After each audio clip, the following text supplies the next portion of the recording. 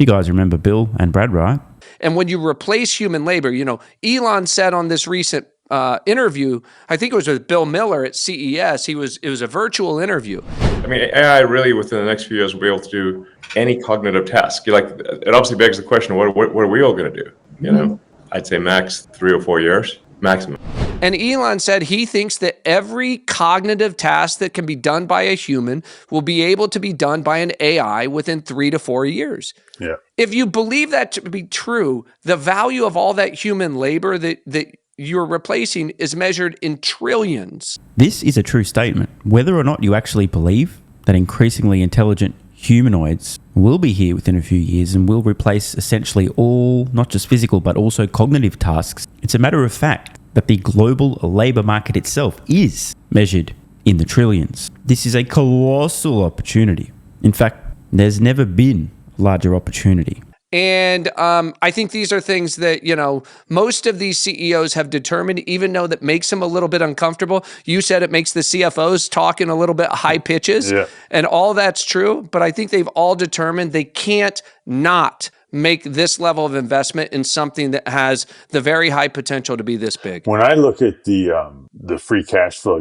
certainly it causes you to step back and say, the past decade has been unprecedented free cash flow from the Mag 7, right? And the amount of cash that's been put on their balance sheet was so unprecedented, and everyone would talk about it and like, what are they going to do with all this money?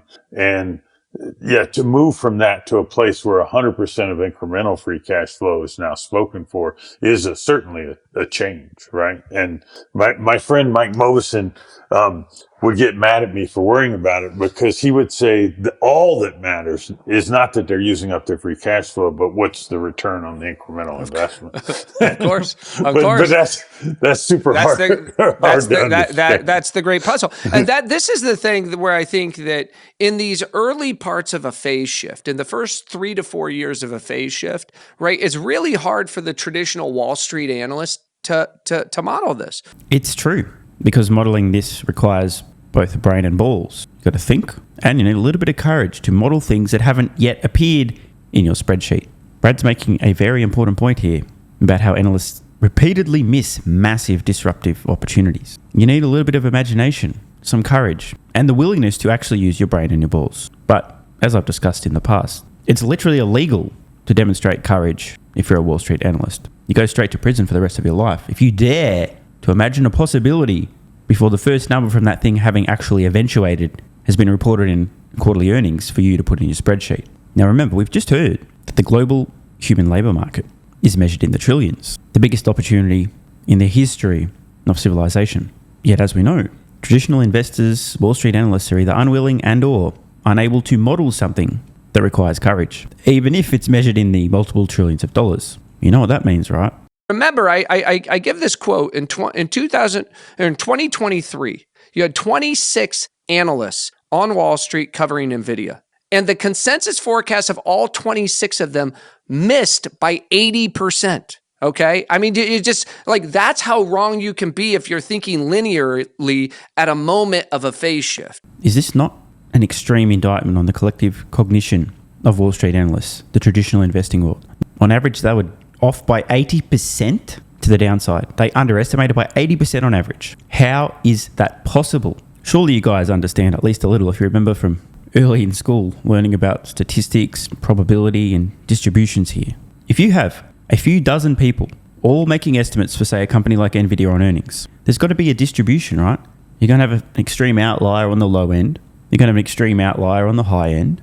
There'll be a little bit more of a cluster toward the middle of those sort of ranges, but you're going to have some outliers on both ends. Yet the consensus estimates for NVIDIA earnings were massively skewed to the downside, off 80% on average. 80% is an enormous miss. How does this happen?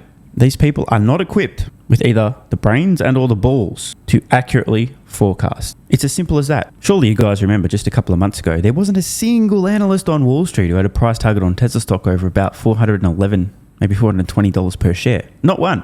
Next minute, the stock surges to almost $490. How is it possible that there are dozens of analysts covering Tesla stock and not a single one of these analysts when you'd expect a distribution of outliers on the high end, the low end, and the middle.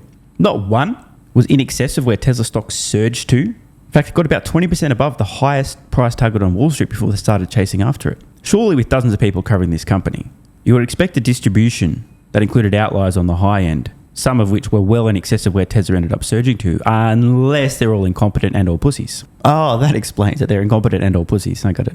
Makes sense now. It clearly shows that there's something broken with the way these people think, model, and forecast. It's an indictment on the entire industry.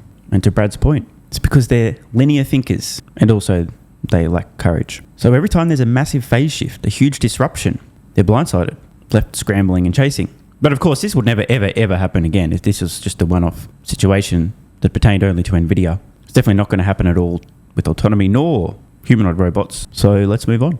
And so I think we're still in that moment. And that's why I think it's an advantage to be in Silicon Valley, because you're really spending all your time with the people who are actually doing these things. Exposed, Right. And seeing what they're actually building. Once it's well known, think about by 2016, the cloud was well known. And so everybody could model it reasonably well. But in 2012, 2013, right, when you're earlier on in that phase shift, there was a real opportunity early in those companies, Snowflake, Mongo, Okta, et cetera, to do things that people thought were not possible at that point in time. The key message here is that if you're both willing and able to think about model and forecast opportunities, massive disruptions, phase shifts, before they've taken place and become obvious to literally everyone, this means you're able to take advantage of massive opportunities instead of arriving late to the party.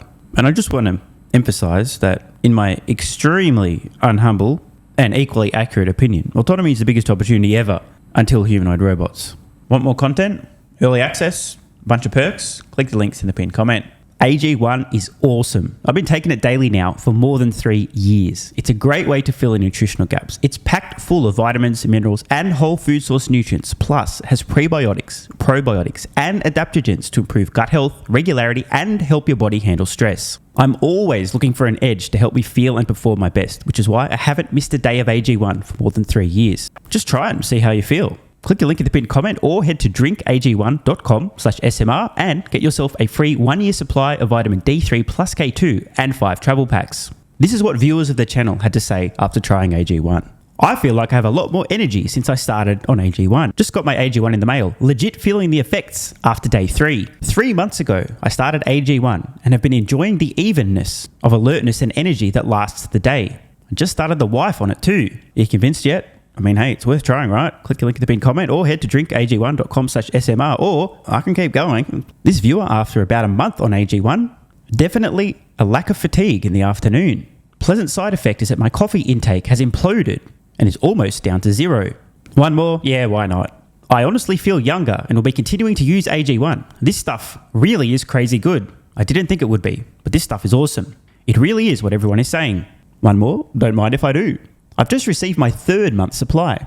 I've drank it every day. I have so much energy throughout most of the day. I'm productive, started a new business, started socializing, refurbished a boat. It's no coincidence. Thank you for your persistence, your integrity, and your insights. Now look, these are not my words. These are not my testimonials. This is what you guys and girls are saying. Maybe it's 100% placebo effect. But even if that's the case, I think it's money well spent. Click the link in the pinned comment or head to drinkag1.com/SMR and get yourself a free 1-year supply of vitamin D3 plus K2 and 5 travel packs.